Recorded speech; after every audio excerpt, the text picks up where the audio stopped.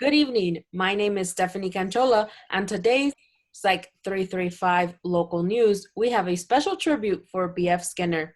As we all know, B.F. Skinner was one of the most influential psychologists of the 20th century, the pioneer of behavioral science. B.F. Skinner was born on March 20th, 1904, in a small town just up the hills of Pennsylvania. With just one younger brother, they came from a warm and stable home, who he then went on to attend Hamilton College, where B.F. Skinner decided he wanted to become a writer. Soon after, at the age of 24, he also enrolled at the psychology department at Harvard University, where he found his mentor, William Kroger, who was just as hard driven as him. His goal there was to relate behavior to experimental conditionings, to which later he wrote his first book, The Behavior of Organisms, published in 1938. By the age of 32, Skinner married Yvonne Blue and started his family, to which they welcomed their first and only daughter, Julie. He then started his first teaching job, to which where he always encouraged all his students to experiment. Within that time, he conducted certain experiments and researches to which Leslie's going to be mentioning for us today. Thank you, Stephanie, for that brief introduction. Yes, Skinner was known for many experiments, but his well-known experiment was the Skinner box. As he said, the real problem is not whether machines think, but whether men do, meaning that this study was used to record animals, such as rats and pigeons, behavior in a compressed time frame and analyze their progress, which he identified as operant conditioning. The animals were placed in a box and went through different stages. Based on their behavior, the animal would either be rewarded or punished. This is what he identified as operant conditioning. There were two different types of reinforcements, positive and negative. Hungry animals in this box realized that by pressing a lever, food would be released. This would be identified as a positive reinforcement because when they were hungry, they would press the lever and be able to eat. Skinner identified negative reinforcement by placing the rat on an electric current, which would cause discomfort. The rat learned in order to stop this, they would have to push a lever.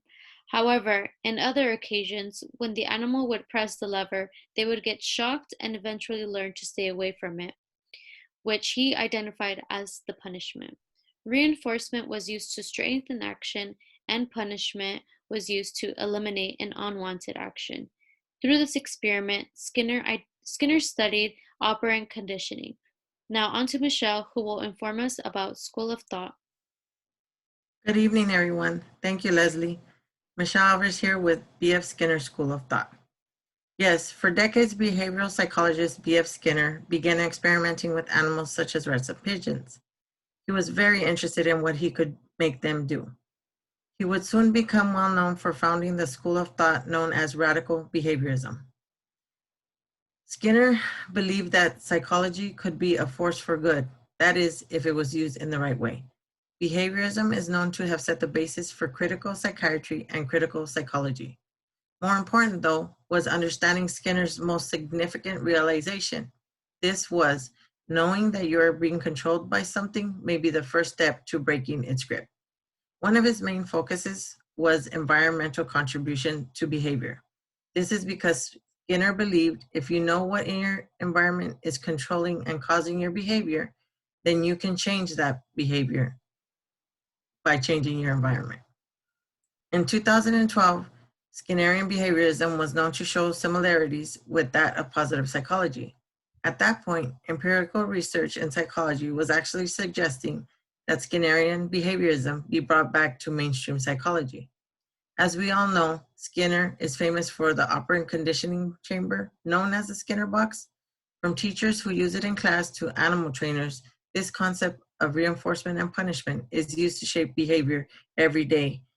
Even professionals in the mental health field are known to still use Skinner's operant techniques. So it is safe to say Skinner's work with the condition chamber can still be seen as crucial information in psychology today. In the words of B.F. Skinner, if you're old, don't try to change yourself. Don't try to change yourself, change your environment. Up next, Aliza and David with Skinner's contributions. Yes, Michelle. The schools of thought before B.F. Skinner did not focus on behaviors and their importance, but rather on introspection instead. In fact, prior to Skinner, schools of thought such as structuralism and functionalism were the standard in psychology. Skinner introduced psychology as purely a science and not a philosophy. His ideas regarding behaviorism changed the norm by taking away introspection and instead studying the whys of behavior. By studying the whys, clinicians were able to understand the motivations behind certain harmful behaviors to hopefully prevent the offset and likelihood of their reoccurrence in the client.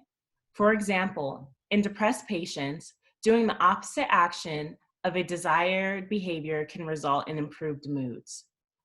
But as most psychologists agree, it does not represent psychology or psychotherapy as a whole. Studying psychology and treating psychology is best approached with a multidimensional lens, which behavioralism does not support. Though his work was based only on behaviorism, it added another perspective to the science of psychology. Here's to you, David.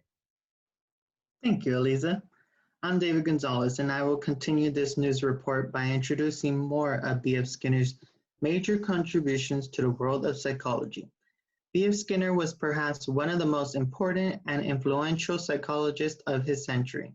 Throughout his career, he declined and chose to not engage himself with his critics.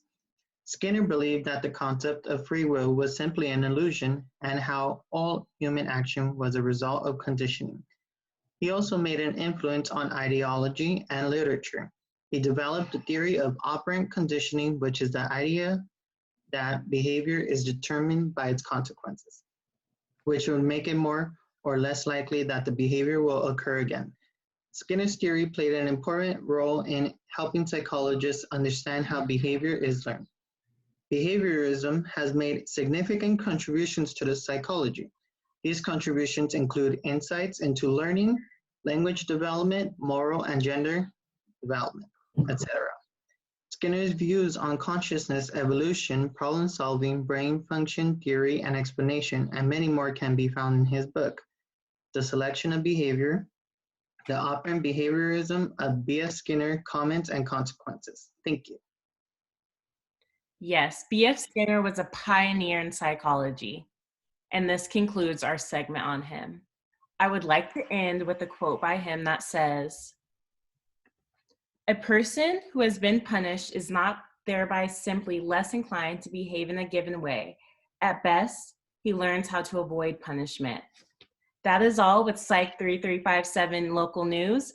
Remember, stay safe and COVID friendly.